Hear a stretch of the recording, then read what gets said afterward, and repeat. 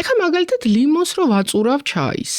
რატო ვაწურავ? იმიტომ რომ C ვიტამინმა გამიძლიეროს იმუნიტეტი, ხო, მაგრამ C ვიტამინი იქვე კვდება.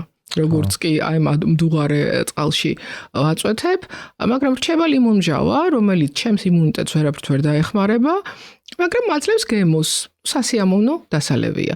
ამიტომ თუ მე მინდა რომ ეს გემოც მივიღო და C ვიტამინიც, უნდა ცოტა ხანი ვაცალო იმ ჩაის რომ გაგრილდეს და მერე ჩავაწურო, ან მივირთვა ცალკე. ეხლა რაც შეეხება თავს, თაფლი 70 გრადუსზე უფრო მაღალ ტემპერატურის წყალში თუ გავხსნით, იქ წავა სპეციფიკური რეაქცია და წარმოიქმნება რბილად რო ვთქვათ, ესე პოპულარულ ენაზე ცუდი ნივთიერებები.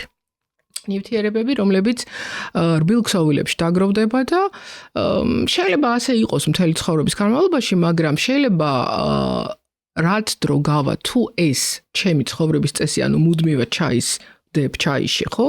მდუღარე ჩაიში, დაგროვდეს ჩემს რბილ ქსოვილებში და რაღაცის პროვოცირება გამოიწვიოს წლების მერე. ეს რაღაცა შეიძლება იყოს ავთვისებიანი სიმსივნეც.